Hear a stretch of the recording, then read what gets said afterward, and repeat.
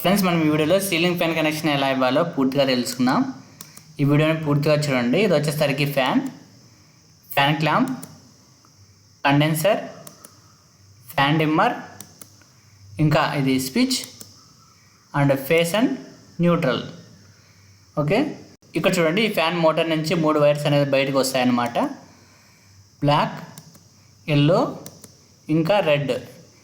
ఈ 3 వైర్స్ మనం ఈ ఫ్యాన్ క్లాంప్ అనేది బిగించవలసి ఉంటుంది. ఇక్కడ చూడండి ఈ ఫ్యాన్ క్లాంప్లో ఇటు సైడ్ 3 టర్మినల్స్, అలాగే ఇటు సైడ్ 2 టర్మినల్స్ ఉన్నాయి.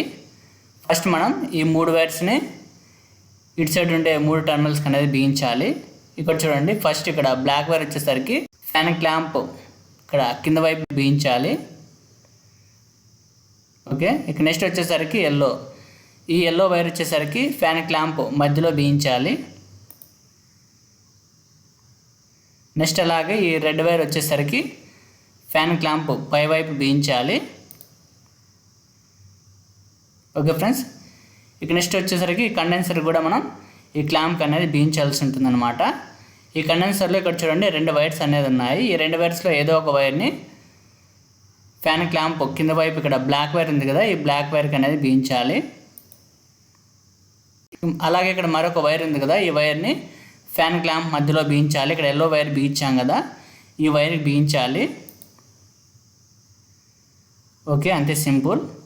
అలాగే ఇక్కడ చూడండి ఈ క్లాంప్ ఇటు సైడ్ 2 టర్మినల్స్ ఉన్నాయి. ఈ 2 టర్మినల్స్కి వైర్ కనెక్షన్ ఎలా చేయాలో తెలుసుకుందాం.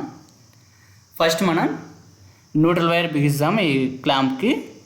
ఈ న్యూట్రల్ వైర్ని డైరెక్ట్గా ఫ్యాన్ క్లాంప్ కింద వైపు అనేది బిగించాలి. చూడండి ఈ న్యూట్రల్ వైర్కి ఎటువంటి కంట్రోల్ అనేది ఉండదన్నమాట. డైరెక్ట్గా ఫ్యాన్ క్లాంప్ కింద టర్మినల్కి అనేది బిగించాము. అలాగే నెక్స్ట్ వచ్చేసరికి ఫేస్ వైర్. ఈ ఫేస్ వైర్ అనేది ఫస్ట్ స్విచ్ కింద వైపు అనేది బిగించాలి. ఓకే, ఇక్కడ చూడండి ఇది వచ్చేసరికి ఫ్యాన్ డిమ్మర్. ఈ ఫ్యాన్ డిమ్మర్లో 2 వైర్స్ అనేది ఉంటాయన్నమాట.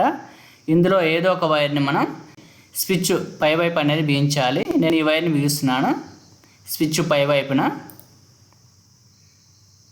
ఓకే, నెక్స్ట్ అలాగే ఈ వైర్ వచ్చేసరికి ఫ్యాన్ క్లాంప్ పై వైపున బిగించాలి. చూడండి అంతే సింపుల్. ఈ న్యూట్రల్ వచ్చేసరికి డైరెక్ట్గా మనం ఫ్యాన్ క్లాంప్ కింద వైపు అనేది బిగించాము.